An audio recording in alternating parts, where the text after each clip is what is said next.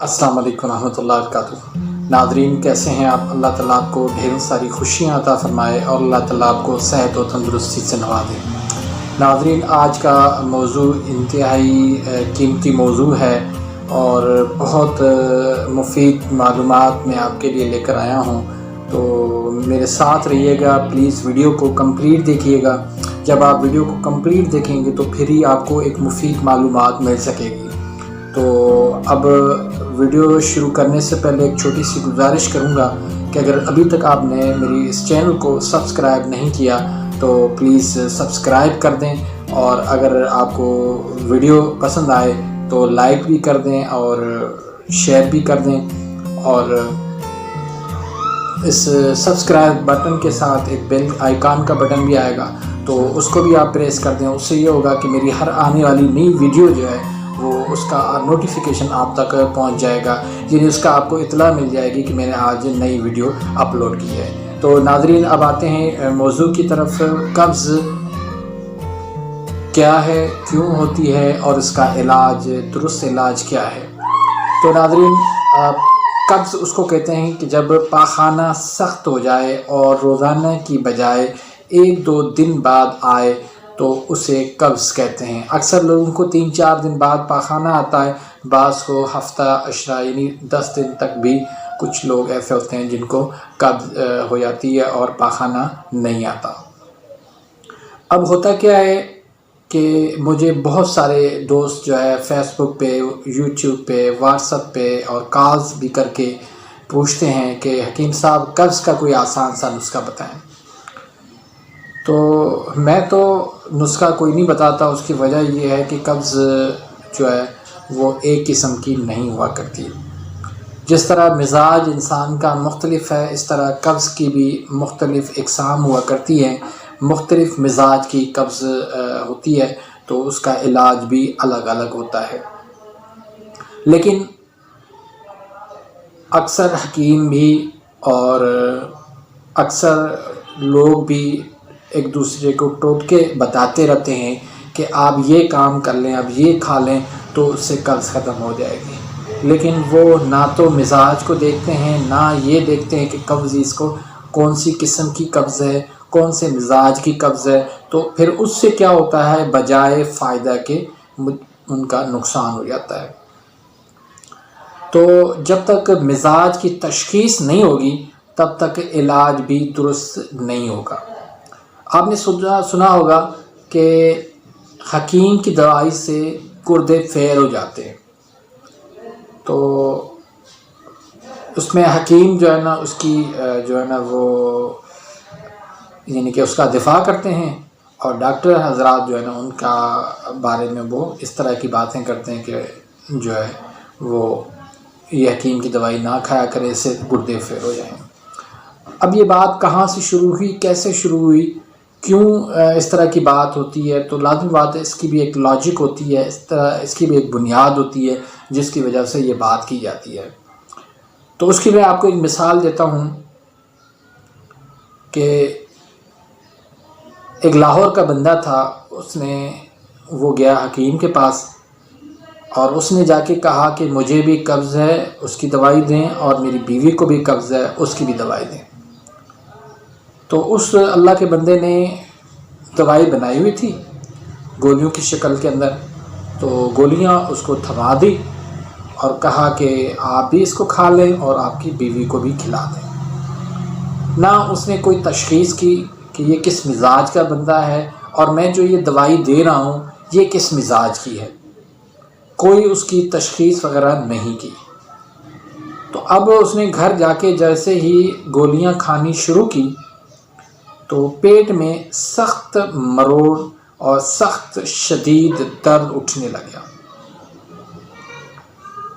अब हालत उसकी ये हो गई कि मोहल्ले वालों ने उसको उठा के हॉस्पिटल तक पहुंचाया कि उसकी शदीद हालत थी। अब जब चेकअप किया तो पता चला कि उसके दोनों गुर्दे फेल हो गए।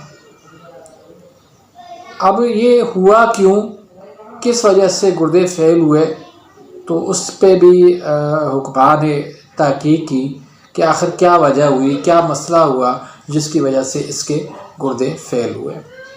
تو جب تحقیق کی تو پتہ چلا کہ اس کا مزاج پہلے ہی گرم تھا۔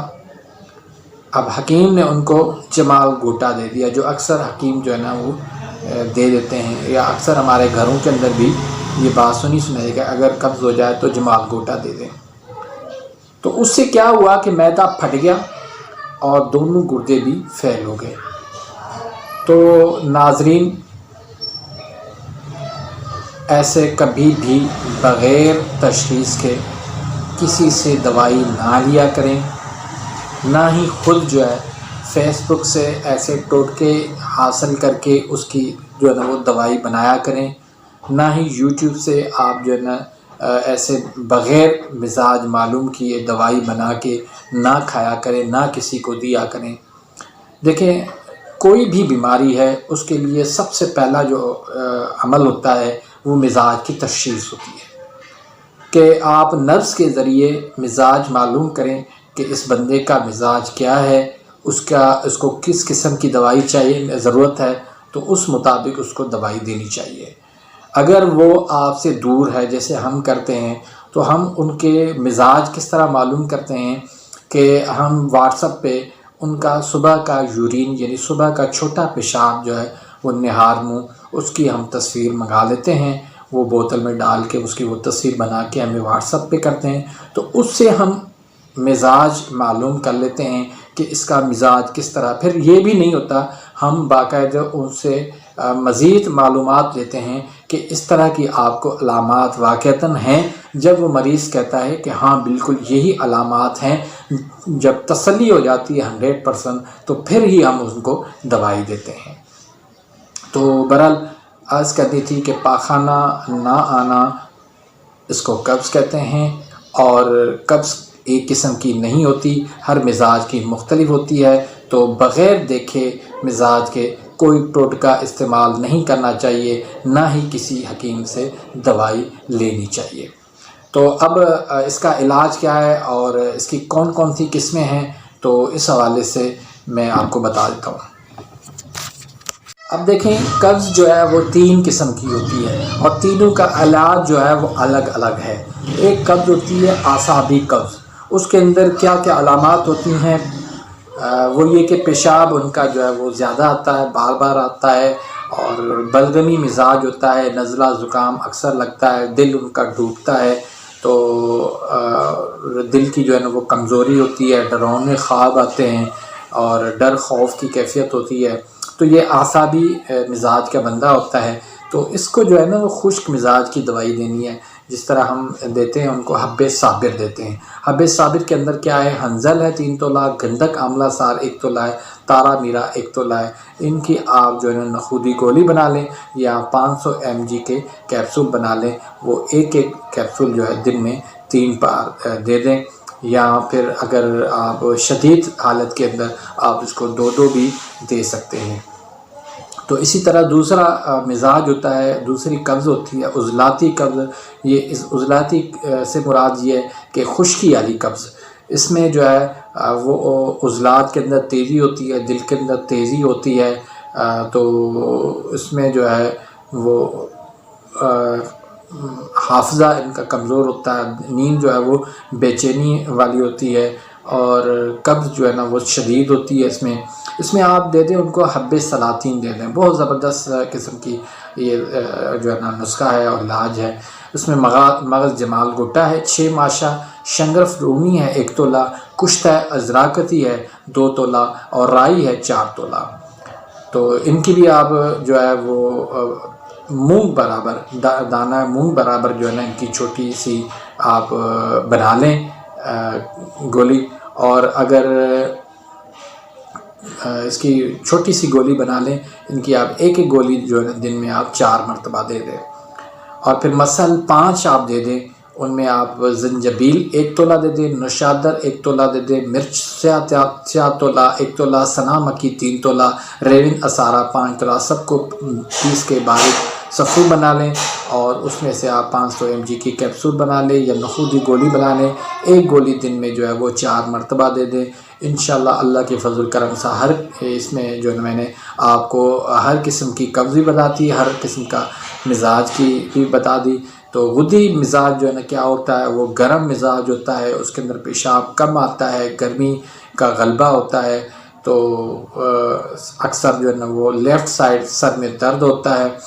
تو اس طرح کا مزاج رکھنے والا بندہ جو ہے نا اس کو آپ مثلاً 5 کا نسخہ جو میں نے آپ کو بتایا وہ دے دیں. اللہ کے فضل کرم سے قبض کا یہ مکمل علاج ہے. اپنی دعاؤں میں یاد رکھیے گا. اس ویڈیو کا فیڈ بیک ضرور دیجیے کہ یہ ویڈیو آپ کو کیسی لگی. اپنی دعاؤں میں یاد رکھیے گا. اب ملتے ہیں انشاءاللہ نیکسٹ ویڈیو میں.